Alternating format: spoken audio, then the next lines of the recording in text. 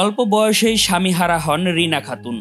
শিশু সন্তান নিয়ে জীবিকার তাগিদে কাবিখা কর্মসূচির আওতায় গ্রামের রাস্তায় মাটি কাটার কাজ নিতে হয় তাকে। সেখানে পরিচয় হয় আনিসুর রহমান নামের এক ব্যক্তির সঙ্গে। পরিচয় থেকে প্রেম এবং বিয়ের আশ্বাসে গড়ে ওঠে শারীরিক সম্পর্ক। এভাবেই প্রতারণার শিকার হন তিনি।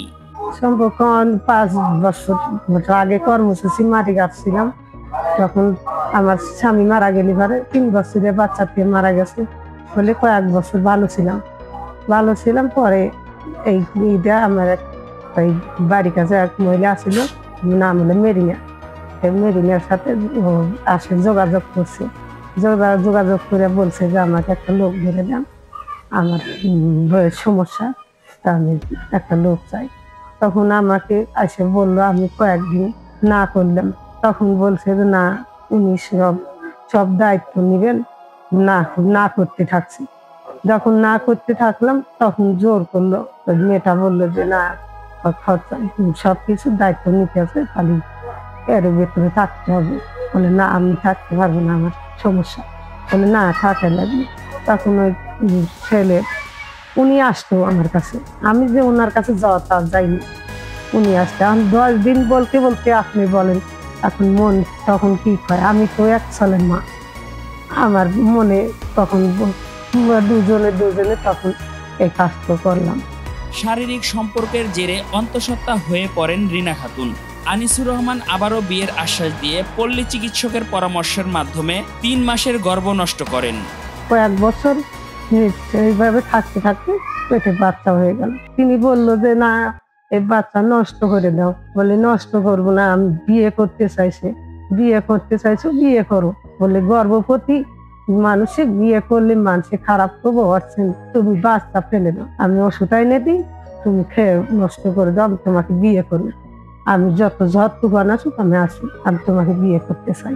ফলে উনি আমাকে ওষুধটা এনে দিয়ে খাওয়াইছে, খাইয়ে নষ্ট করে দিছে। এখন সে আর বিচারে কোনো কথা বলতেছে না। বিয়ের কথা বললাম, বিয়েও করতে চাচ্ছেন না। কিন্তু আমি চাই কঠিন বিচার হোক, না হয় বিয়ে করুক।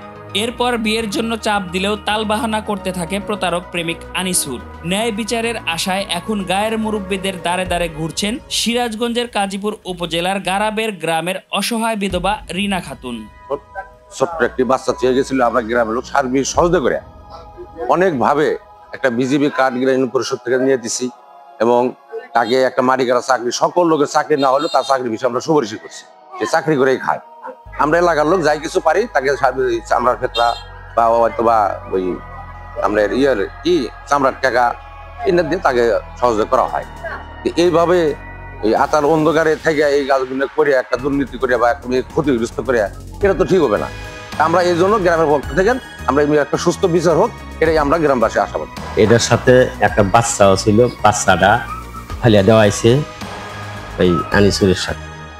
বুঝছেন, এই সম্পর্ক নিয়ে বিচার না। মুরব্বীরা বারবার বিষয়টি নিয়ে সমাধানের চেষ্টা করলেও প্রতারক প্রেমিকের পক্ষ থেকে কোনো সাড়া মেলেনি। এই বিষয়ে আমাকে জানাইছে মেয়ে বা মেয়ের অভিভাবক, তারা জানাইছে। আমি সেই মতো ছেলে পক্ষের সাথে কথা বলছি, কিন্তু এখন পর্যন্ত আমার সাথে ওইভাবে তারা যোগাযোগ করে নাই। এবং মেয়েটার গরিব মানুষ, অসহায় মানুষ, তার একটা বিচার হোক, সেটা আমি চাই। অভিযোগ পেলে তদন্ত সাপেক্ষে আইনগত ব্যবস্থা নেওয়ার কথা জানালেন গাজীপুর থানার ভারপ্রাপ্ত কর্মকর্তা নূরে আলম।